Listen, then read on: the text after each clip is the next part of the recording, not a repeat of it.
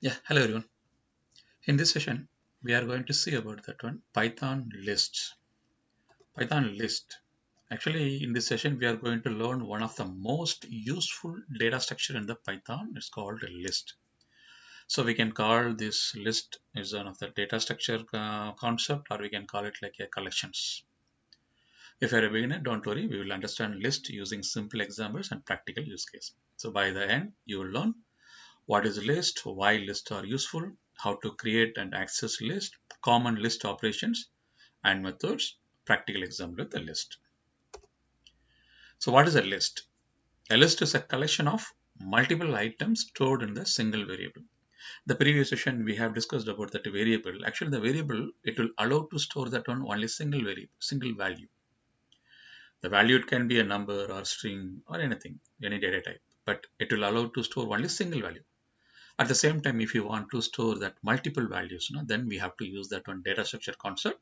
So list is one of the data structure concept. That list will allow to store that one multiple values in a single variable.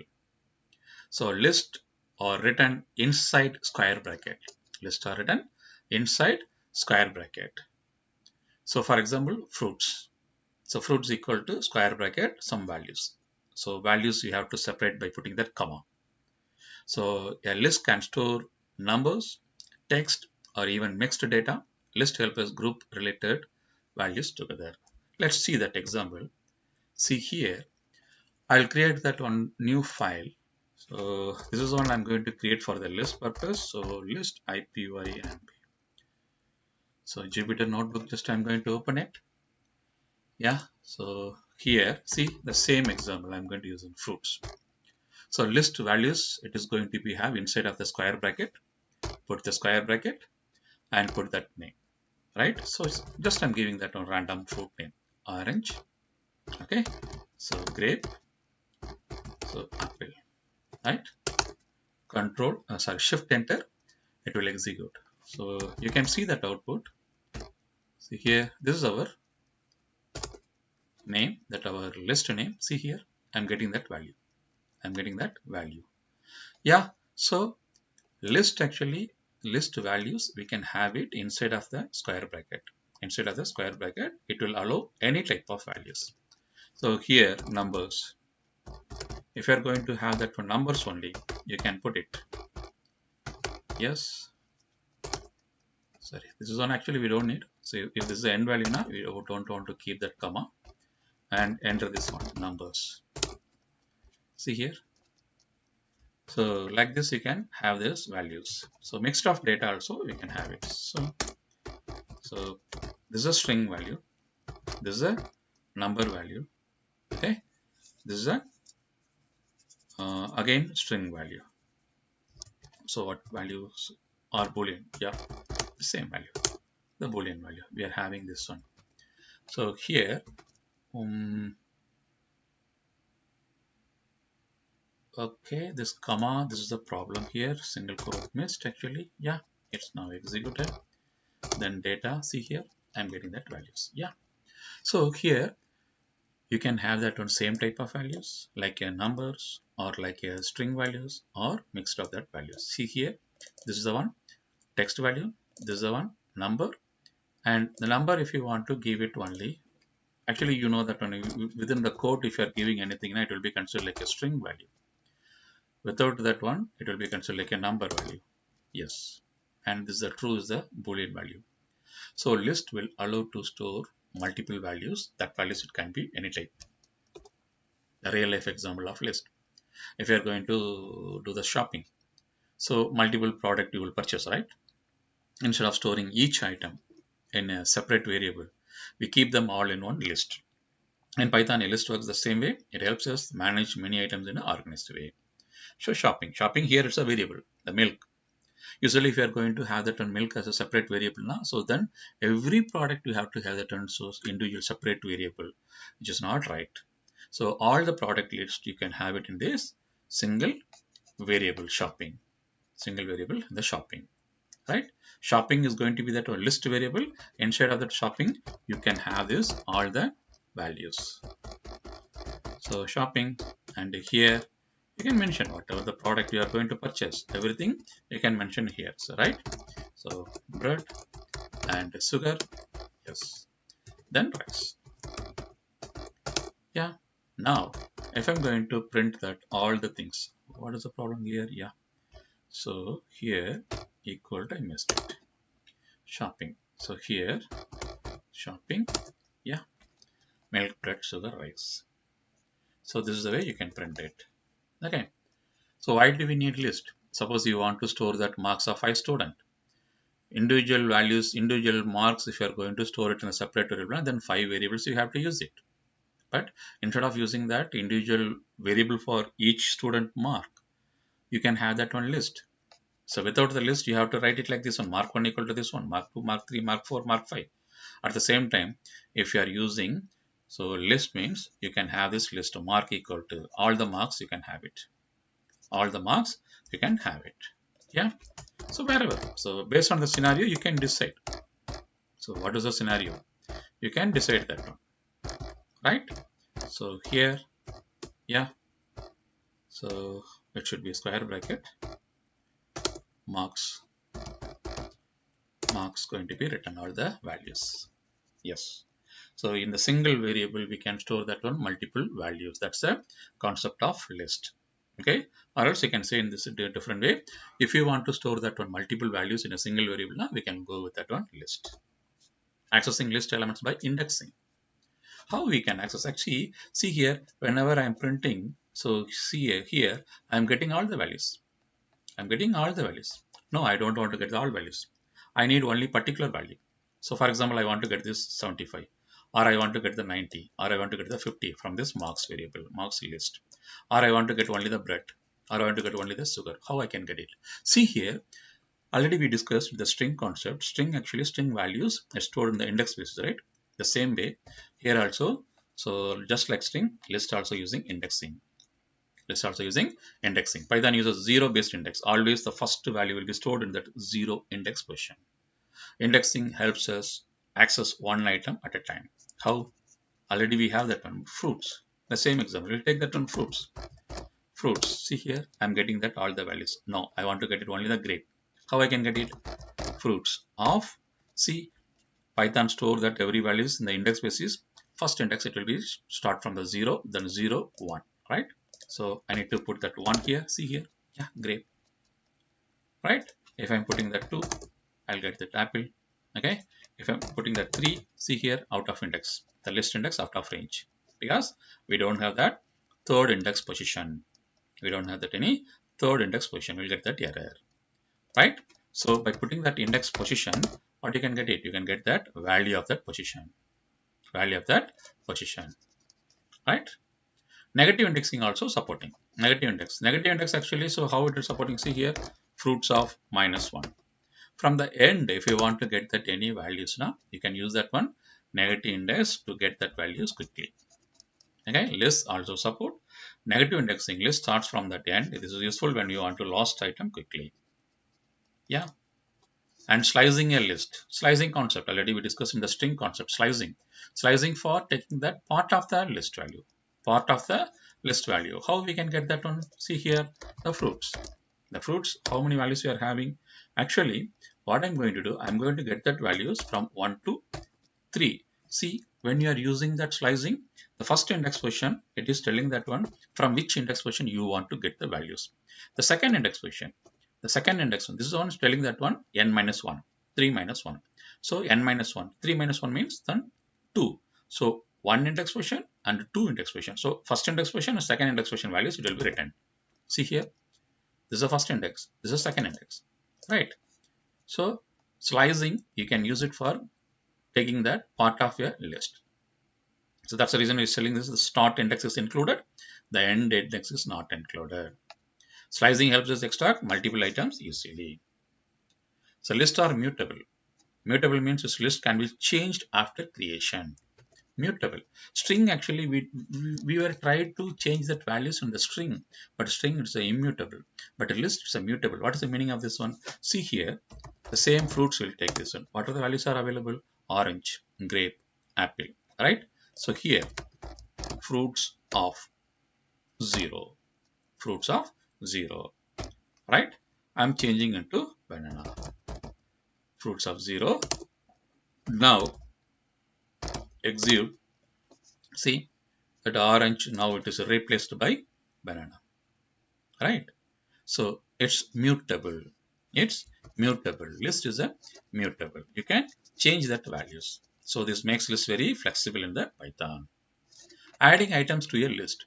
So for that your existing list, if you want to add that any values, new values now, for adding that one you can use this one append function, insert function. What is this append? See here, fruits of, sorry, fruits dot append of the values. What is the value? I'm going to add this orange. Orange. Okay, orange. So execute. See here, fruits. See this one? Yeah, added. See, append function always will add that new values in the end of your list. The end of your list. Okay. Now I want to add that one more fruit, but that fruit actually I want to add it in this place. In this place, first index position. So grape should come into the second index position. Then what I can do it, fruits dot insert of. See here, fruits dot insert of. So here the insert of, what is index position 1? What is the value? Mango. Execute. Now see this one, fruits. See here, mango came into this first index position and grape moved into second index position. So insert also we are going to use it to add that values, but insert we can use it whenever we want to mention that index position. Append always it will add that at the end of your list. That's a different. Removing items from the list. Removing item from the list. So if you want to remove, so fruits dot remove. See, remove here. What is that one? So I want to remove that mango. Run it, and here fruits.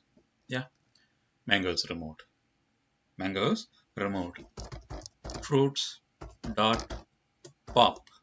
See here, pop is one of the predefined function which we can use it for remove the item from that your list, but the pop automatically it will remove from the end, and it will return that value what it is removed. Orange is removed. See here, fruits. Yeah, no values. That's it. And if you want to clear, fruits dot clear, run it. Now fruits, see here, nothing is there. So if you want to delete that all the values from the list, you can use that clear function. You can use that clear function. So these are the functions we are using for removing, right? Important list functions and methods. Python gives us many useful functions and methods for the list. They are very useful in day-to-day Python programming. So here, so what we can do it. So okay, this is the one. What we have to do? Okay, the same one. I will run it again from this first. I'll run it again. Okay, now I'll have that all the values. I'll have that all the values, and here, yes, okay,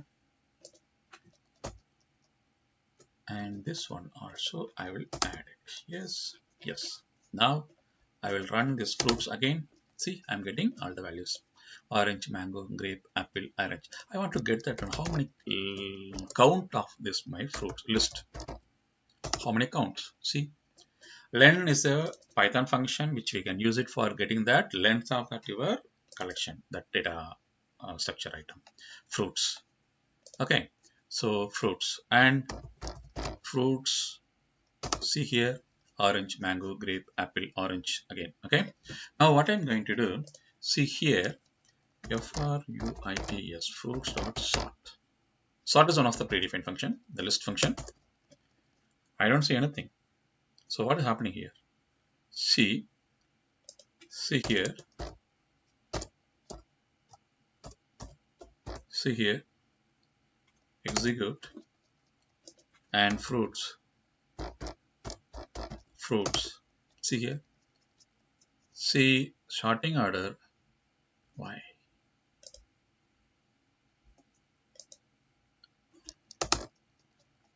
So mango, apple, grape, orange, orange. Okay. Okay. Oh, so caps letter. Okay. So okay. So case is giving that priority where we are adding that mango here. Everything I will keep it like this one. Fine. And then now add again. So it's considered like a, because it's a case sensitive, it's considered like a mango, right? So this is the second one. So what I'm going to do from these fruits, first I will remove that one. Remove of this mango. Okay. Object is not to remove. Why? Just now we removed, right? What is the mistake here? Is the case problem? Again, it's a case problem. So here, it's removed that one. So execute. See here, I'm getting this mango, apple, grape, and the short. Run it here. Fruits. See here. So it's ascending order, shorter in that ascending order. Apple, grape, mango, orange, orange. Short. Okay, short function. Short for, so display that your list values in that ascending order. Okay, and then short function. So here reverse. The reverse you can use it. Now it's apple in the first position, right? Reverse, execute, and see here the last values it came into that first position. So if you want to display your values in the reverse order now, you can use it. And count. See here, counts actually how many times a value appears. How many times a value appears. Fruits dot count. Then you have to use, for example, I'm putting that orange. How many times orange orange available there? 2 times. 2, right? So mango if I'm giving now, then it will return that only 1. It will return that only 1 value. Yeah. Fruits dot count. So index position of values. Index fruits dot index of mango. Mango is located in which index position? Second index position. So to find out that index of that value, you can use that index function. Append, already we've seen that one. Append for adding that values. Fruits dot append. So here, so banana. It will add in the end of this your list fruits. See here. So these are the functions are supporting in that list. Okay. So looping through a list. Here using that index position actually, so we got that output. So based on that index value what you are passing. Suppose if I want to print that all the values one by one, I can use that loop. The loop concept we will discuss very detail in that our future session. So now just I will show you how we can loop that values from this our list.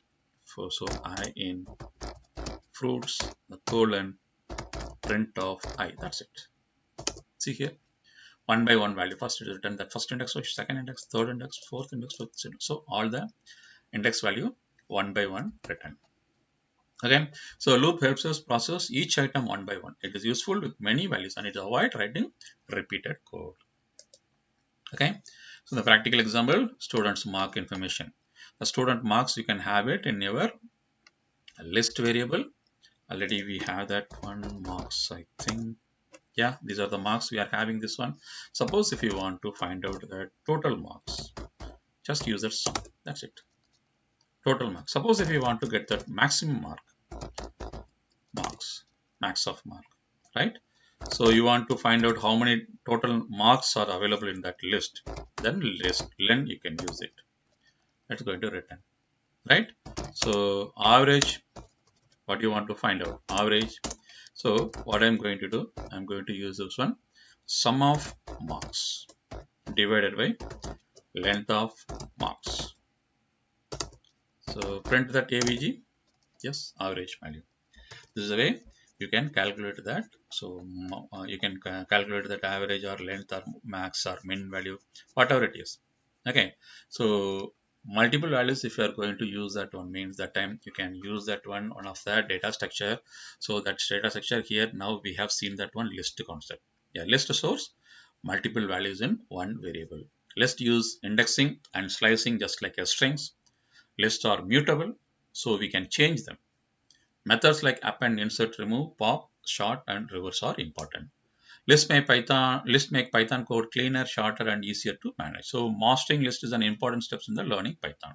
So list is very important because when you are doing that data analysis or data processing, anything, if you are going to do that one, surely you will use that one list data structure. Okay, yeah, that's all. So in the next session, we'll see about that one, another data structure. Thank you.